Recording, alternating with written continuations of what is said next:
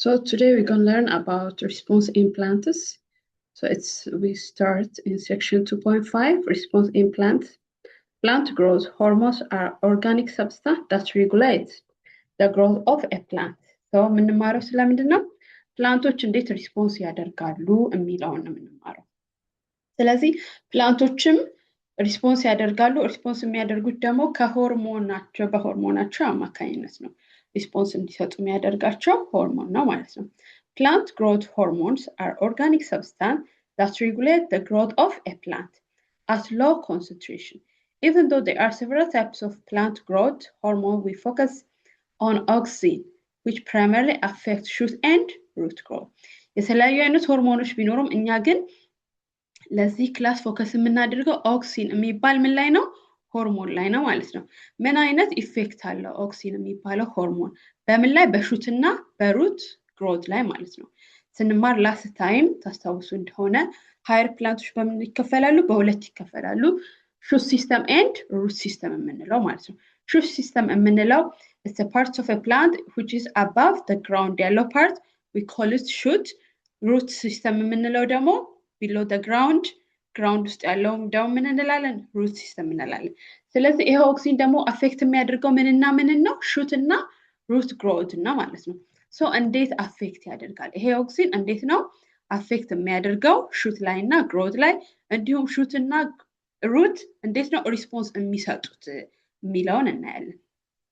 Auxin, particularly indole acetic acid, IAA, is a plant growth hormone which is produced at the tip of shoot and root. ይሄ ኦክሲን የምንለው ሆርሞን የሚያድገው ምን ላይ ነው? የሹቱ ጫፍ ላይ እና የሩቱ ጫፍ ላይ ነው ማለት ነው የሚያድገው። ጫፉ ላይ ነው የሚያድገው ማለት ነው። It is transported to the region of active growth and affects cell elongation. ምንን አፌክት ያደርጋል? ሴል ግሮትን አፌክት ያደርጋል። ምን? ኦክሲን የሚገኘው ምን ላይ ነው? ሹት እና ሩት ላይ at the tip of shoot and root ላይ ማለት ነው። This section mainly focus on how plants respond to the light. ለላይት ምን ሪስፖንስ ይሰጣል? ለዋተር ምን ሪስፖንስ ይሰጣል? and for the gravity. ሶ ፕላንቶች ሪስፖንስ ይሰጣሉ ብለናል። ለምኖች ነው ሪስፖንስ የሚሰጡት? ላይት ሲያገኙ እንዴት ነው ሹት and root ሪስፖንስ የሚሰጠው? ዋተር ሲያገኝ እንዴት ነው ሪስፖንስ? ለግራቪቲስ እንዴት ነው ሪስፖንስ የሚሰጠው የሚለውን ነው እናየው። that means response for light ስንል phototropism እንላለን፣ for water hydrotropism, for gravity geotropism እንላለን ማለት ነው። Are you with me guys? Yes. Okay, good. So the shoot and the root respond differently to the different oxygen concentration. So shoot እና root ደግሞ ሪስፖንስ የሚሰጡት ለዲፍረንት አማውንት ኦፍ ኮንሰንትሬሽን ነው። ኦክሲን ሲበዛ ለሹት የተለየ ሪስፖንስ ይሰጣል። ኦክሲን ሲያንስ ደግሞ ለሩት የተለየ ሪስፖንስ ይሰጣል ማለት ነው። ኦክሲን ኮንሰንትሬሽን that promotes shoot growth. ኦክሲን በበዛ ቁጥር የኦክሲን ሆርሞን አማውንት ኦፍ ሆርሞን ኮንሰንትሬሽኑ በበዛ ቁጥር ምን ያድጋል? ሹቱ ያድጋል ማለት ነው። Do you remember when we learn about shoot and root system? ታስታውሱ ከሆነ ሹት የምንለው ከላይ ያለው ፓርት ነው። ኦኬ ከግራውንዱ በላይ ያለው ኢንክሉዲንግ ሊፍ ስቲም ጫፍ ላይ እስከ ጫፍ ድረስ ያለው ምን እንላለን? ሹት እንላለን። ሩት ስንል ደግሞ ኦብቪየስሊ ሩት ፓርት አንደር ዘ ግራውንድ ያለው ነው ማለት ነው። ስለዚህ ኦክሲን ኮንሰንትሬሽን ሲያድግ ምን ይላል? ሹት ግሮቱ ይጨምራል ማለት ነው። 10 raised to -2 to 10 raised to -1 ppm. ppm የምንለው ppm stands for parts per million. ስለዚህ በዚህ ሬንጅ ውስጥ ምን ያድጋል? በዚህ ሬንጅ መካከል ኦክሲን ሲኖር ምን ይሆናል? ሹት ግሮት ያደርጋል። but when we come to root growth inhibits root growth. የሩትን እድገት ደግሞ ይቀንሳል። ኦክሲን ኮንሰንትሬሽን በበዛ ቁጥር ኢንሂቢት ይከለክላል ሩት እንዳያድግ ማለት ነው። ስለዚህ this is why the root response opposite to the shoot in tropism. tropism ላይ ምንድነው? ኦክሲን ኮንሰንትሬሽን ሲበዛ ለሹት ግሮት it is benefit, shoot growth ይኖራል። but when we come to root growth it inhibit ያደርጋል። it's opposite ምንድን ያላቸው ሪሌሽንሺፕ ነው ማለት ነው ያላቸው። ኦክሲን ኮንሰንትሬሽን በጨመረ ቁጥር ምን ይሆናል? ሩት ግሮቱ ይቀንሳል or ይከለከላል ማለት ነው። so root requires minimum oxygen concentration, okay, minimum, which is about 10 raised to -4 ppm. so ይሄ -4 ኔጌቲቭ 4 ስለሆነ ነው። ግን 10 raised to 2 ይበልጣል አይደለ? 10 raised to 2 ስንል ምንድነው? ፖዚቲቭሊ ሲሆን ይሄም ማትስ ላይ ተምራችሁ ፖዚቲቭሊ ሲሆን 10 raised to 2 ማለት ትንሽ ነው ከ10 raised to 4 በት እዚህ ጋር ስንመጣ ምንድነው ኔጌቲቭ ስለሆነ root concentration የሚፈልገው oxygen concentration amount 10 raised to -4 ነው ማለት ነው። such concentration has no effect on the shoot growth በዚህ concentration ደግሞ ይሄ amount of concentration ቢኖረው ለሹት growth ደግሞ ምንም አይነት ኢፌክት የለውም አያሳድገውም ማለት ነው። ስለዚህ as a general plant response ያደርጋሉ። እንዴት ነው ሪስፖንስ የሚያደርጉት? because of their hormone one of the hormones is auxin hormone so auxin hormone ደግሞ root ላይ እና shoot ላይ አፌክት ያደርጋል። auxin concentration ሲበዛ ምን ያድጋል? shoot growth ያደርጋል። auxin concentration ሲበዛ ደግሞ ለሩት ጥሩ አይደለም ኢንሂቢት ያደርጋል root growth ማለት ነው። so root growth የሚፈልገው ምንድነው? lower concentration of auxin 10 raised to -4 ማለት ነው። okay so look at the example graph. Let's see the graph with the example. It is effects of auxin concentration on the growth of shoot and root. as a graph ሲያሳያችሁ concentration of auxin እዚህ ጋር ያለው ምንድነው? concentration of auxin ነው። እዚህ ጋር ደግሞ growth response ነው ማለት ነው። so 10 raised to -4 I mean 10 raised to -6 -4 -2 1 then እያለ ይቀጥላል እየጨመረ ሄዳል ማለት ነው። so እዚህ ጋር ትንሽ ነው እቺ 10 raised to -6 ትንሹ concentration ነው። በትንሹ concentration ምን አድጓል? መልሱልኝ ከኔ ጋር በትንሹ concentration ምንድነው ያደገው? root grow አድርጓል። then concentration ደግሞ እየበዛ ሲመጣ root growth ምን እያለ inhibit እያደረገ ይመጣል ማለት ነው። as you can see then when we see the shoot ይሄ ደግሞ የሹቱ ነው። ሬድ ግራፍ ምንድነው? የሩት ነው። ይችኛዋ ግራፍ ደግሞ for the shoot so ሹቱ ደግሞ ምንድነው? 10 raised to -6 ላይ low concentration ነው። ስለዚህ there is no any effect no effect then concentration እየጨመረ ሲመጣ ደግሞ shoot growth also is becoming high ስለዚህ generalize ስናደርገው high auxin concentration it promotes shoot growth low auxin concentration is growth for the roots but high concentration inhibit for the root. Is that clear? Yeah. Okay. So ይሄ ፊገር ደግሞ አለ። Here is another figure. So እዚህ ጋር ስንመጣ okay, let me explain this one before the graph the figure. So in the shoot and root እስካሁን የምናየው ምንድነው? root ላይ እና shoot ላይ ምን አይነት ኢፌክት አለው? auxin concentration ነው ይሄን ሁሉ ኢፌክት የሚያመጣው እያለን ነው። then ምን አይነት ኢፌክቶች አሉ ብለናል እዚህ ጋር? phototropism ለላይት ምን አይነት ሪስፖንስ ይሰጣሉ? ለዋተር ምን አይነት ሪስፖንስ and for the gravity ብለናል። so እዚህ ጋር እንመልከት። in the shoot here is we're going to see about how shoot and root respond for the light.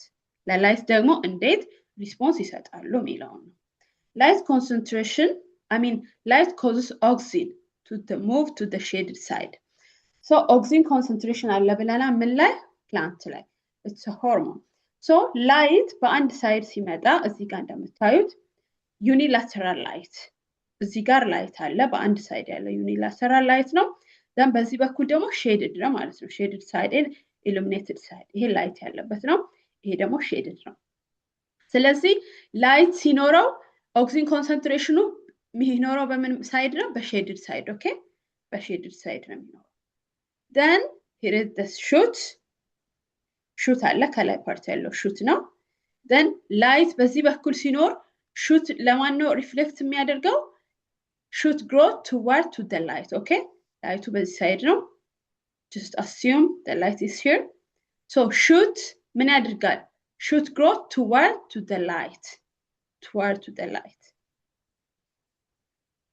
so in the shoot light causes auxin to move to the shaded side auxin shoot ላይ light ሲኖር ምንድነው የሚያደርገው? auxin concentration it moves to the shaded side figure ላይ እንዳያችሁ on the shaded side auxin stimulates or increase cell elongation on the shaded side cell elongation ይጨምራል so those cells grow longer the shoot bends toward the light ሹቱ ደግሞ ምንድነው የሚያደርገው bend toward the light ለምሳሌ እንደንቱን ሰዱ like any tree assume so tree አለ እዚህ ጋር shoot of the tree አለ then በዚህ በኩል ከሆነች ፀሐይዋ የትሪው እድገት ወዴት ነው ወደ ፀሐዩ toward to the light ወደ light ያደርጋል then ኦክሲኑ ደግሞ የሚኖረው to the shaded side ነው ማለት ነው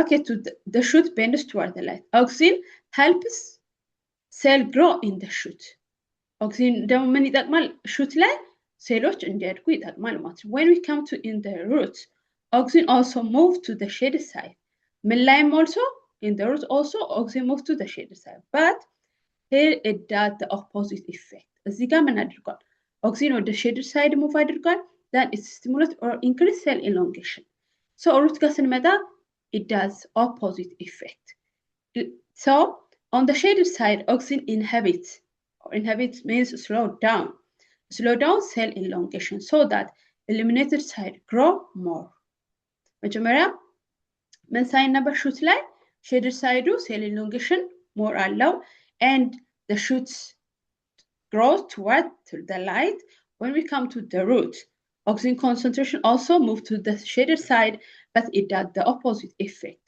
so on the shaded side oxygen inhibit or slow down cell elongation or cell growth so that the illuminated side grow more and the root bends away from the light ምን ያደርጋል root ደግሞ away from the light ነው bend የሚያደርገው ማለት ነው grow የሚያደርገው እዚህ ጋር እንመልከት so here is the shoot ላይቱ ከዚህ ጋር እስከሆነ here is the light unilateral light በዚህ ሳይድ ነው ያለው the first thing oxygen concentration oxygen ወዴት move ያደርጋል ወደ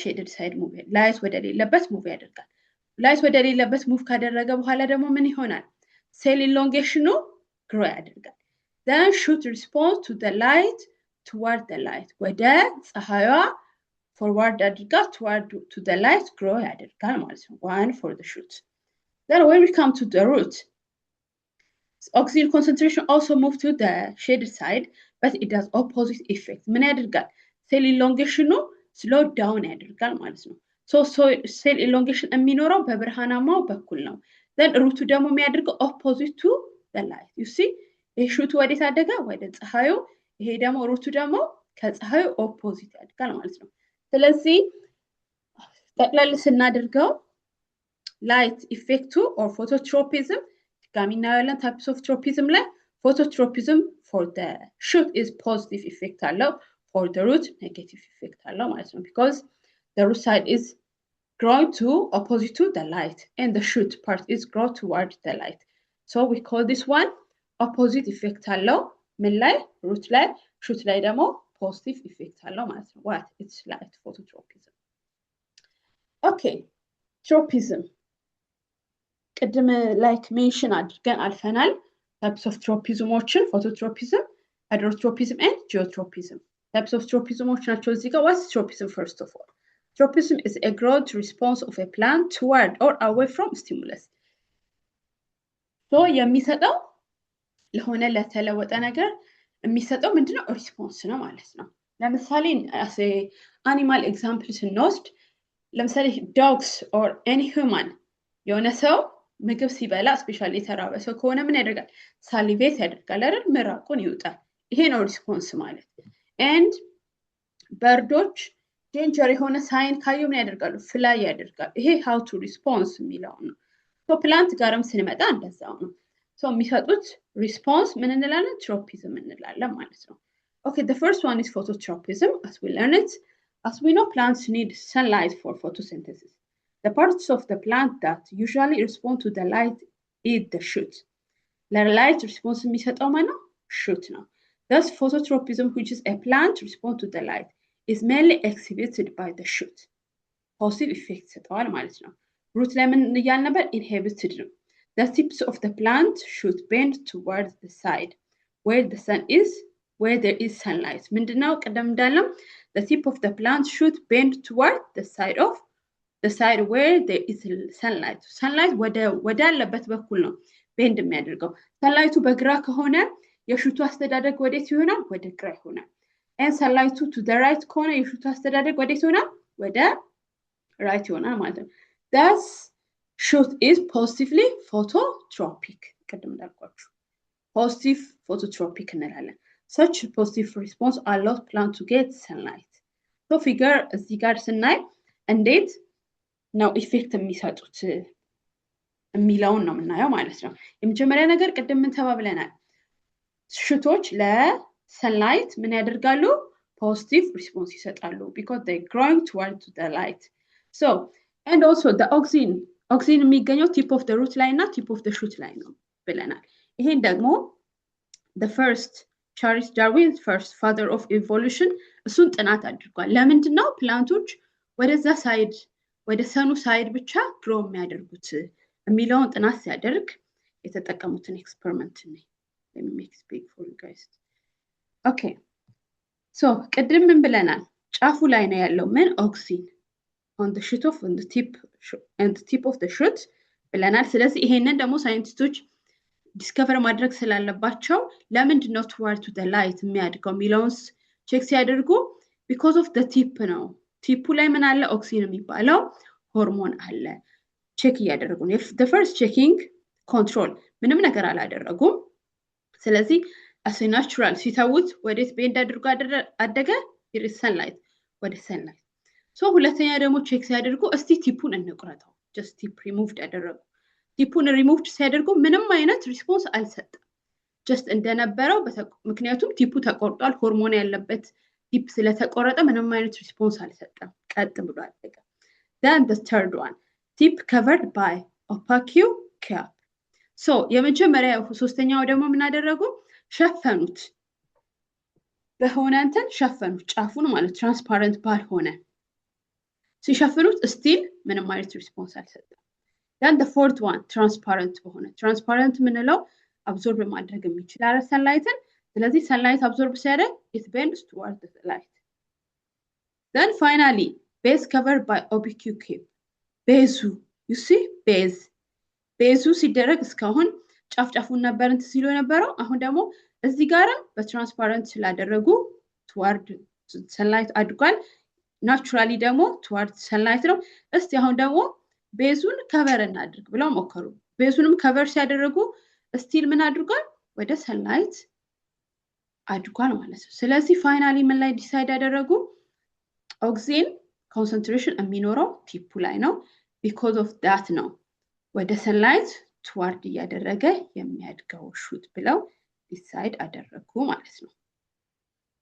ስለዚህ ማወቅ ያለባችሁ እዚህ ጋር ሹት are positively phototropic ማለት ለሰንላይት ፖዚቲቭሊ ሪስፖንስ ያደርጋል። ሩት ግን ኔጌቲቭሊ ነው ሪስፖንስ የሚያደርገው ማለት ነው። is that clear? yes teacher. okay ሃይድሮትሮፒዝም ጋር ስንመጣ ሃይድሮ እንደምናውቀው yes teacher. okay thank you ሃይድሮ ጋር ስንመጣ ሃይድሮትሮፒዝም ሃይድሮ means it's water እዚህ ጋር ፎቶትሮፒዝም ላይ ስንመጣ ፎቶ means it indicates about the light and geotropism ጋር ስንማር ደግሞ geogravity okay simply geogravity ነው hydro water የwater effect የግራቪቲ ኢፌክት geotropism ስንል ደግሞ የግራቪቲ ኢፌክት የሚለውን ነው እየተማርን ያለ ነው ማለት ነው። what is the effects of water on the root growth? water ደግሞ ምን አይነት ኢፌክት አለው? root growth ላይ the main function of root is to absorb water and mineral from the soil which are essential for photosynthesis. It's a proper response that roots search for and grow toward water. Thus, hydrotropic exhibited or demonstrate or grow by root is biologically important and vital for the survival of plant. This is it. So, እንደምናውቀው root water እና mineral absorb የሚያደርገው root ነው። ስለዚህ for photosynthesis, ስለዚህ it's a proper response for the root search for and grow toward the water. ስለዚህ ሩትም የሚያድገው ደግሞ toward the water ነው ማለት። ስለዚህ ለwater የሚሰጠው ኢፌክት ምንድነው? ፖዚቲቭ ሃይድሮትሮፒዝም ነው ማለት ነው። ሃይድሮትሮፒዝም ጋር ስንመጣ root is positive hydrotropism toward water ነው የሚያድገው። እዚህ ጋር እንደምናየው it's a proper response that roots search for and grow toward the water. water ወዳለበት ነው የሚያድገው ሩቱ። ስለዚህ it is positive hydrotropism ማለት ነው። geotropism ጋር ስንመጣ what is the effect of gravity on shoot and root growth at the seedling stage? The seed, okay, who can read for me, please? Okay, Misha, continue. The seed. The seed embryo that develops into seedling will form root from the radicle and the shoot from the plumule. The most fascinating phenomena are how the seedling or young plant stands erect. Figure 2.18. This is the result of response to gravity, known as geotropism.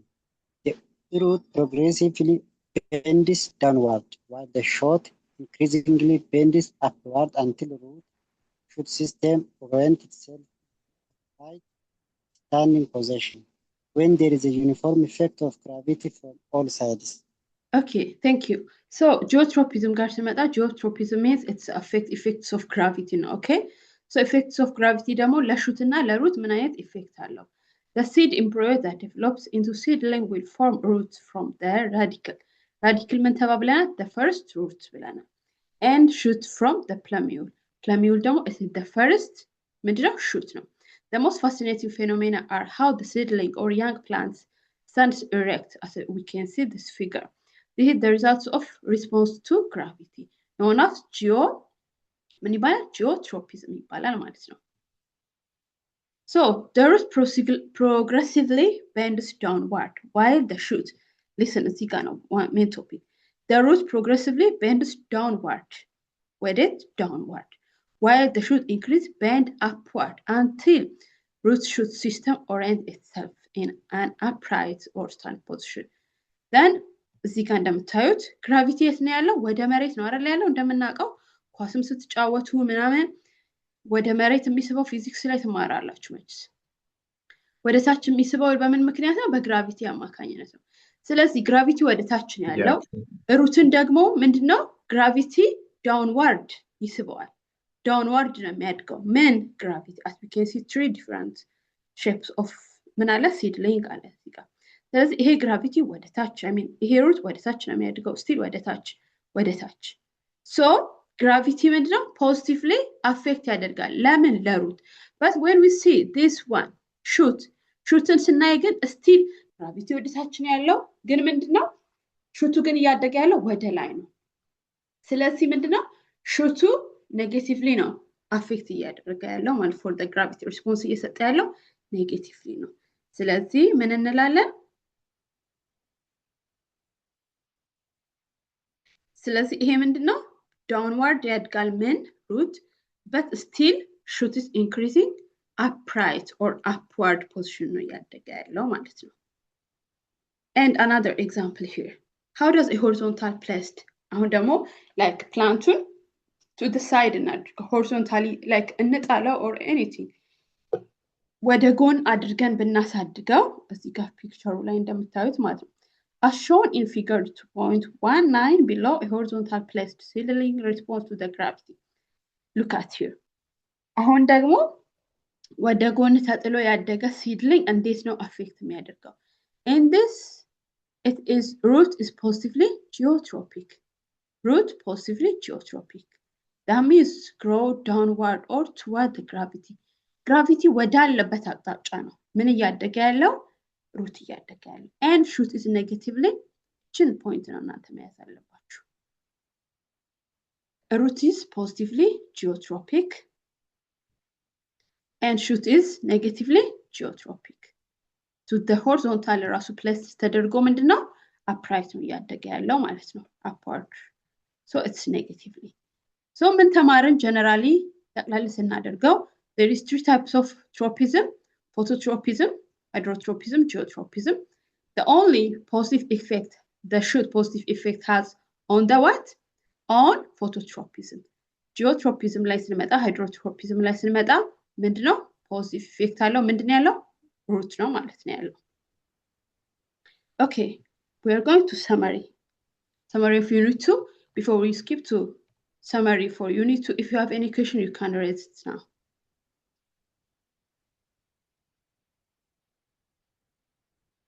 Okay, let me continue. Okay, summary. We learn about plants and about gymnosperm and angiosperm. Let's revise some a little. So, plants are living things that are multicellular, autotrophic, and heterotrophic ብለናል. Those are living things ናቸው, multicellular ናቸው, autotrophic and heterotrophic ናቸው, and exhibit both asexual and sexual reproduction pattern. High plants are vascular with well-developed root stem leaf based on their reproductive system. They can be categorized in non-flowering and flowering plants. Okay, who can read it?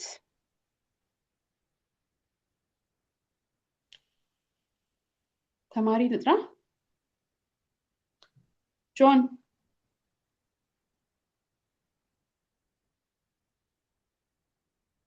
make it fast. ጆን ሰለሞን አንብብልኝ እዚህ ጋር።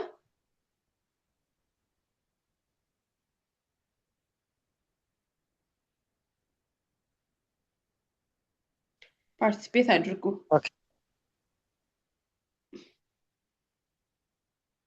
ኦኬ ማን ያነባልሽ? Let me read, teacher. Okay, continue, Mish. Thank you.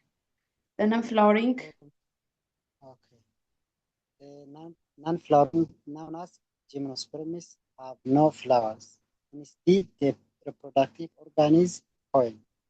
Moreover, the seeds produced in their pollen are without cover or naked seeds. Flowering plants commonly known as angiosperms, also vascular with well-developed stem and leaves. But unlike gymnosperms, they have flowers and produce seeds within fruit. Transport in plants. Transport in plants occurs through vascular bundles. Xylem and phylum.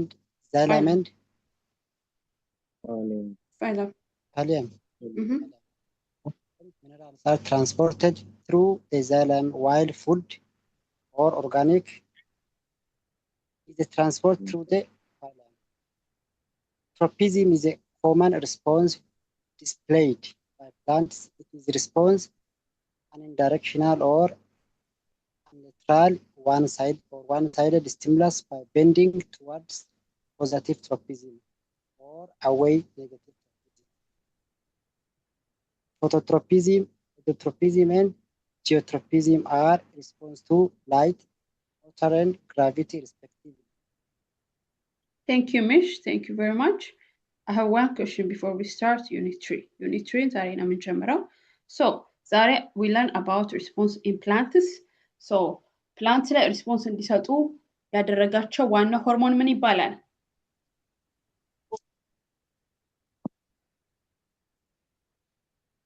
ሆርሞን ምን ይባላል?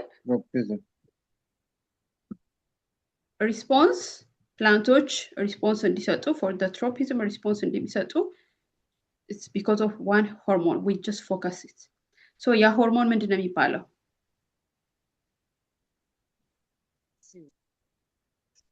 Hello.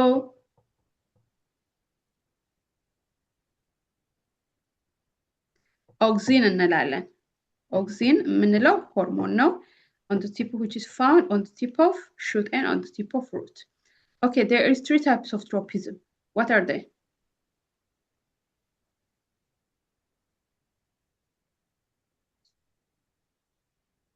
Hydrotropism. Good. Tropism. Hydrotropism. And geotropism. Okay. Hydrotropism, geotropism. The third one is? Geotropism. Phototropism. And the phototropism. Yeah. So phototropism በምን አማካኝነት ነው ሪስፖንስ የሚሰጡት? ፎቶ ስንል light sunlight photosynthesis. Good. What about hydro?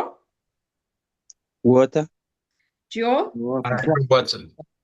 Effect of gravity. Good. Excellent. Okay. So now we're going to start Unit 3. Here is the table of content.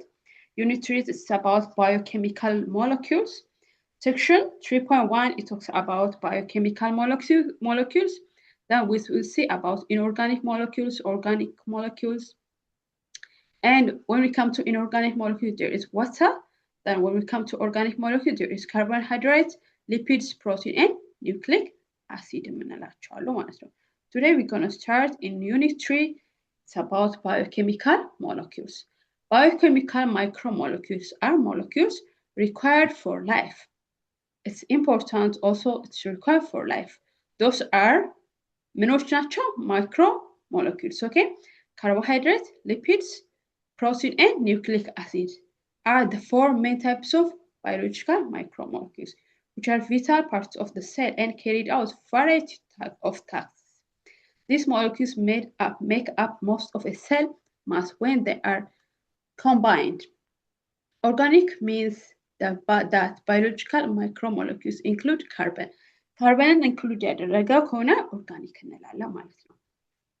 Okay, numerous inorganic substances including water, the hydraulic acid, HCl produced by your stomach, our stomach, including hydrogen atom and are present in many living systems. On the other hand, carbon atoms are only found in a small number of inorganic substances. ምናልባት ይገኛል ከተገኘ ደግሞ in small amount ነው ማለት ነው። So it's biochemical እየተማርን ያለው ስለ biochemical molecules ነው. So for our life it's required or important. So there is four types of ምን አሉ? Biological micromolecules አሉ. Those are carbohydrate, lipids, protein, and nucleic acid ናቸው ማለት ነው። Organic የምንለው mainly it includes carbon. Inorganic mostly it does include carbon if it is included with a little amount ማለት ነው። Okay, last time ታስታውሱ እንደሆነ nutrients ተምረናል። what's nutrient የሚለውን and አሁን ደግሞ ስለ micromolecules እየተማርን ነው። ምናልባት ሐሳብ እንደ ጥያቄ እንዳይነሳባችሁ ነው ይሄን ያመጣሁላችሁ። ኒውትሪየንት ጋር ስንመጣ ስለምን ተምረናል? ስለ carbohydrate, lipids and protein ተምረናል። nutrient and micromolecules ልዩነታቸው ምንድነው? nutrient የምንለው የምንበላው ምግብ ነው። okay? What we ate. Micromolecules ስንል ደግሞ what make up cell. ሴሎቻችን ደግሞ make የሚያደርጉት micromolecules እንላለን ማለት ነው። It's the difference. Okay, our body is made up of two types of biochemical molecules. Bodyችን made up of two biochemical organic and inorganic molecules. Biochemical molecules that do not contain both carbohydrate, carbon and hydrogen, known as do not, okay? Do not contain. ሁለቱን contain ካላደረገ ምን እንላለን? Inorganic biomolecules. Many inorganic carbon compounds such as water, hydraulic acid, ቀደም እንዳልነው generated by our stomach, including hydrogen atom. Only a few inorganic compound on the other hand contain carbon atom, only such as example carbon dioxide. Organic biological molecules are made up of both carbon and hydrogen atom. Covalent bonds are used to make organic biochemical compounds in living creatures, including human body. Organic molecules make up የሚያደርገው ምን ይባላል? Covalent bond ይባላል ማለት ነው። Here is some example of inorganic and organic compounds. Inorganic compound የምንለው those are which doesn't include ምንና ምን ብለናል? Hydrogen እና ምንን? Carbonin include ያላደረገ ከሆነ inorganic. Organic ደግሞ ሁለቱን include ያደረገ ማለት ነው። Let's see example. Inorganic compounds, salts, sodium chloride, may or may not, okay? Here, may or may not. When inorganic, may or may not contain carbon. Sometimes contain sodium, oxygen, calcium, but without carbon. እነዚህ ካሉ ደግሞ without carbon ናቸው። May or may not, okay? It might not contain carbon or it might. Organic ጋር ስንመጣ ደግሞ must contain carbon. So እዚህ ጋር ስንመጣ formaldehyde and contain carbon and hydrogen, sometimes contain nitrogen, oxygen, sulfur and phosphate የምንላቸው ነው ማለት ነው። This is the difference between inorganic and organic compound ማለት ነው። Okay, let's see one of the example of inorganic molecules. ዛሬ ስለ water እንማርና የዛሬ ክላሳችንን እንጨርሳለን ማለት ነው። Water is an inorganic molecule composed of two elements, which is hydrogen and oxygen. Hydrogen and oxygen. H2O. Its chemical formula. Each water molecule is composed of 2 hydrogen atoms linked with a single oxygen atom. Life will not exist in our planet if it didn't have access to water. It is significant for 2 reasons. It is a key component of cell, according to 70 to 95% of the cell mass. You are already 60% of water. You means all of us. Water is very important or it's very significant. And water form composed of what? 2 elements, which is oxygen and hydrogen. Hydrogen centalo, it is 2 hydrogen with single oxygen molecule. So let's see typical or properties of water. The first one is water as a solvent. Water is a solvent. What does mean solvent ማለት? Solvent ማለት water ያሟሟል ማለት ነው። የትኛውንም የመጣውን አዮኖቹን የማሟሟት አቅም አለው ማለት ነው። Whatever it is sugar, እኛ እንደምናውቀው sugar, salt, sodium chloride, anything solvent character አለው። ስለዚህ እንዴት ነው ይሄ solvent character የኖረው የሚለውን ነው ዲቴል የምንማረው ማለት ነው። Water is an effective solvent for ions and polar molecules. Polar molecules የምንለው molecules with an equal charge distribution because of water molecule. Figure here, as we can see, figure 3.1 are attracted to the ion and polar molecules, causing them congregate and separate as shown in the figure. Okay, let's see this figure.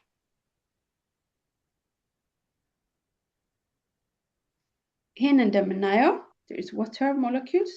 So H2O is composed of 2 hydrogen and 1 oxygen ብለናል። ስለዚህ ሃይድሮጅኑ ምንድን it's ፖዚቲቭ ነው፣ ኦክሲጅኑ ደግሞ ኔጌቲቭ ነው። ስለዚህ በዚህ አማካኝነት ስትራክቸር ኦፍ ዋተር ሞለኪውል ነው ይሄ። በዚህ አማካኝነት ወደሱ የሚመጡትን ፖላር ፖላር ሞለኪውልስ እና አዮኖችን ነው ምን የሚያደርገው ሶልቨንት የሚያደርገው ማለት ነው። Okay, figure 3.1 shows what happens when a chemical dissolved in water. እንዴት ነው ዲዞልቭ የሚማሙት ሌሎች ኬሚካሎች መጥተው አዮኖች መጥተው እንዴት ነው የሚማሙት ማለት ነው። Once a chemical is in a solution, it's free to move about and react with other compounds. So the figures like distribution of water molecules and ion. Ion ምንድነው ሶዲየም ክሎራይድ ነው። Okay, sodium chloride. NaCl ማለት ነው። Na it's positive, chloride ደግሞ negative ነው. Those are ion or polar molecules. However, non-polar molecules, non-polaሮች ሊፒዶች ምናምን ደግሞ ምን አይሆኑም solvent አይሆኑም insoluble ናቸው ማለት ነው። If surrounded by water, they tend to push. እንደምናውቀው ፊዚክስ ላይ ፖዚቲቭ ምን ይሆናል ሪፕላይ ይደራረጋሉ አይደለ? ኔጌቲቭ እና ፖዚቲቭ ሲሆኑ ደግሞ አትራክት ይደራረጋሉ ማለት ነው። ስለዚህ ወተር ላይ ወተር ሞለኪውልስን እንዳየነው ቀደም ሃይድሮጅን ኤንድ ኦክሲጅን ነው። ሃይድሮጅን it have what ion ፖዚቲቭ ነው፣ ኦክሲጅን ደግሞ ኔጌቲቭ ነው። እነዚህ አንድ ይሄ ወተር ሞለኪውል ነው። ኦኬ water as you can see water molecules. Then sodium chloride example የወሰደው sodium chloride ነው። ስለዚህ እነዚህ ይሄ sodium chloride ወደ ምን መጣ ወደ ወተር መጣ። ወደ ወተር ሲመጣ ዲዞልቭ ያደርገዋል። ለምን because it has positive and negative. It has positive and negative ምን አላቸው አይን አላቸው። ስለዚህ ካታይን የምንለው ፖዚቲቭ ነው፣ አናይን የምንለው ደግሞ ኬሚስትሪ ላይም ትማራላችሁ። ካታይን የምንለው which has positive ion and negative ion ደግሞ አናይን እንላለን። ስለዚህ እነዚህ ፖዚቲቭ እና ኔጌቲቭ ስላላቸው ምን ማድረግ ይችላሉ ዲዞልቭ ማድረግ ይችላሉ። ምን ላይ ወተር ላይ እንዴት ነው ዲዞልቭ የሚያደርጉት የሚለውን እንዴ። ስለዚህ ሶዲየም ብቻውን ይወስደዋል፣ ሶዲየምን ክሎሪንን ብቻውን ይወስደዋል። ከወሰደው በኋላ ይሄ ፖዚቲቭ ነው አይደለ? ወተር ላይ ኦልሶ ምን አለ ፖዚቲቭ እና ኔጌቲቭ ቻርጅ አለ። ስለዚህ ይሄ ወተር ሞለኪውል ነው።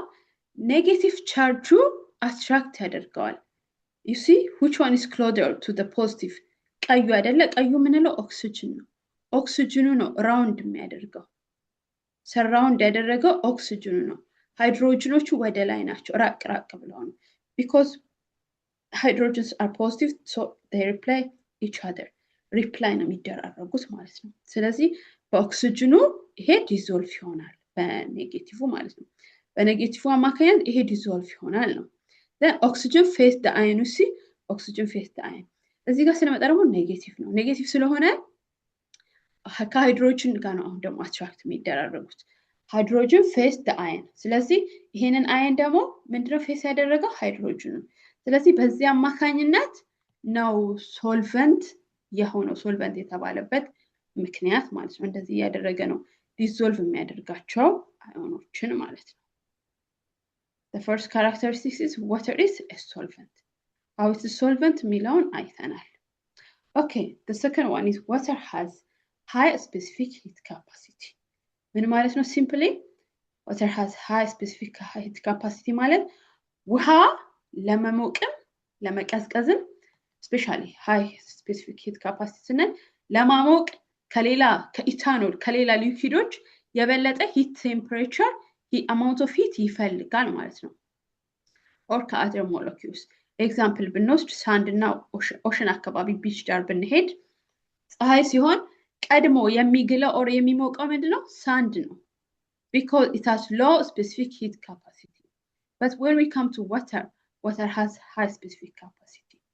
ምክንያቱም ቦንዶቹ በሃይድሮጅን እና በኦክሲጅን መካከል ታይድሊ ስቲክ ተደራርገዋል። በደንብ ስለተያያዙ የሆነ ነገር መጥቶ እነሱ መሃል ገብቶ ፔኔትሬት ለማድረግ ስለሚከብደው ቀስ ብሎ ነው ምን የሚያደርገው? ሚሞቀው ማለት ነው። Okay, let's read it. A substance heat capacity is the amount of, listen here, a substance የትኛውም substance heat capacity የምንለው ምንድን? It's the amount of heat required to rise its temperature.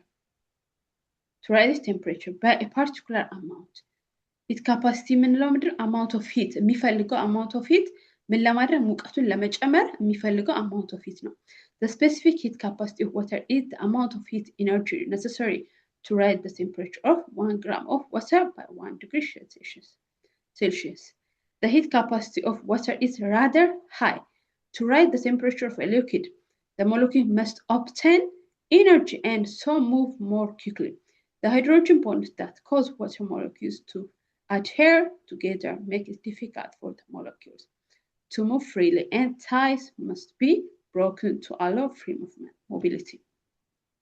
Okay, ይሄ ሁሉ ምን ማለት ነው? water molecules H2O ነው, hydrogen and oxygen. Those are positive and negative አይደለ? They attract each other. በደንብ ምን ይሆናሉ? ታይድ ናቸው። በደንብ አትራክት የሆኑ ናቸው። ስለዚህ እነሱን ብሮክ አፕ አድርጎ okay, here the heat capacity of water is right. Then to rise the temperature of a liquid, the molecule must obtain energy and move more quickly. The hydrogen bond are cause water molecule to adhere together. You see, ሁለቱ ሃይድሮጅን ቦንዱ adhere አድርጓቸዋል እንዲያያዙ ምክንያት ሆኗል። ምንና ምን?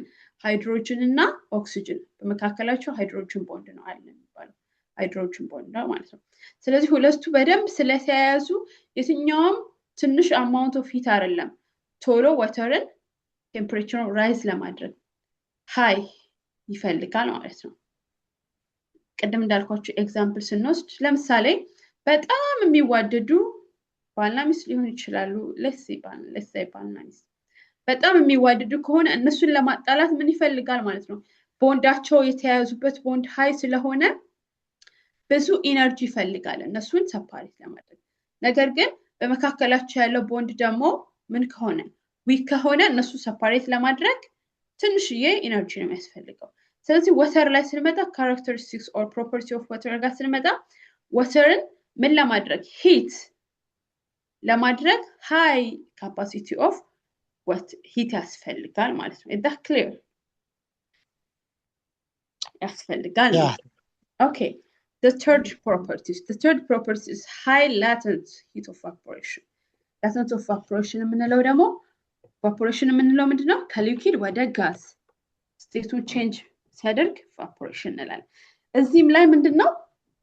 ሃይ ሂት ይፈልጋል ምን ለማድረግ? ኢቫፖሬት ለማድረግ ከሊኩዊድ ስቴት ወደ ጋዝ ስቴት ለመቀየር ሃይ ሂት ይፈልጋል። The latent heat of evaporation is a measure of the thermal energy required to vaporize a liquid, converting it from liquid to gas. In the case of water, it entails the transformation of liquid water into water vapor. Water has comparatively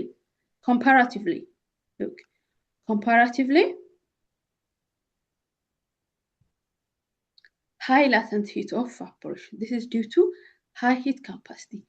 በዚህ high heat capacity ምክንያት it has also high heat latent heat of evaporation because molecules tend to stick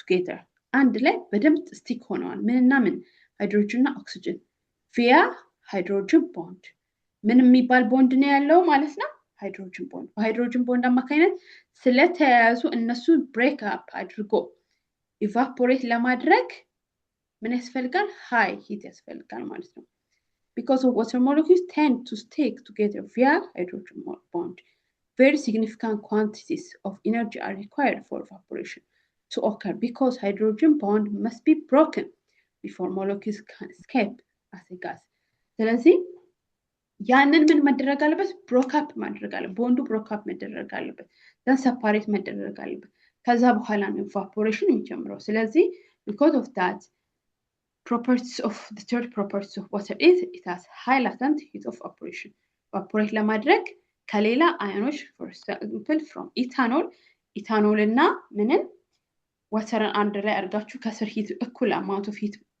ብትጨምሩበት ቶሎ ወደ ጋዝነት የሚቀየረው ምንድነው ኢታኖል ነው ማለት ነው because ቦንዱ የዋተር ቦንዱ they stick together highly with the hydrogen bond okay the fourth character in the last one the fourth character is high surface tension and cohesion high surface tension and cohesion አላችሁ what's cohesion means what's adhesion means cohesion attraction between same substances example water molecule sticking to each other water molecules ቅድም እንዳልነው ሁለት ሃይድሮጅን ቅድም እስካሁን እያወራን የነበረው ስለ አንድ water ነው ነገር ግን አሁን ሁለት water molecules ሲገናኙ ምን እንላለን attract ሲደራረጉ cohesion but when the different types of substance attract ሲደራረጉ we call it that one adhesion ማለት ነው water sticking to a surface like glass waterን ብዙ ጊዜ ምንጠጣው በምንድነው በግላስ ነው አይደለ ግላሱና waterው ያለው attraction ምን እንላለን adhesion and water with the other water molecules and water ላይ ለምሳሌ ዙም አድርገን ብናይ and ሃይላንድ water ላይ or a cup of water ላይ ስናይ ብዙ H2Oች አሉ ብዙ ማአት H2Oች አሉ ማለት ነው ስለዚህ እነዛ H2Oች attract ይደራረጋሉ እርስ በርስ ይያያዛሉ ለዛን ስቴብል አንድ ላይ ሲያያዙ ምን እንላለን cohesion those are attraction between same substance there are a lot of H2O inside water ስለዚህ እነሱ connectionናቸው or attractionናቸው we call it adhesion but the attraction between the glass and water we call it adhesion remember then water molecules have a very high cohesion in other words they tend to stick to each other these cohesive forces are connected to water's adhesion property or the attraction of water molecule to other molecules those are glasses this attraction can be stronger than water cohesive force especially when the water is exposed to the charged surface like those found on the interior of the glass tube capillary tubes the glass tube or capillary tubes ይሄንን ነው capillary tube እያለ ያለው ማለት ነው or just as example እናንተ glass ብለን እናስብ ይሄን ነገር ይሄ ምን አለው capillary tube ያለው glass ነው ብለን እናስብ ስለዚህ ይሄ water ነው እንደምናየው እዚህ ውስጥ ምን አለ ብዙ H2Oች አሉ H2O እዚህ ጋር H2O ብዙ ቦታ አለ ስለዚህ እርስ በርስ የሚያያዙበት attraction we call it cohesion okay ይሄ water ደግሞ ከዚህ glass ጋር you see ከዚህ ግላስ ጋር የተገናኘበት የተያያዘበት attraction ደግሞ we call that adhesion ይጋራው በጽሁፍ ቶልን you see there is one what H2O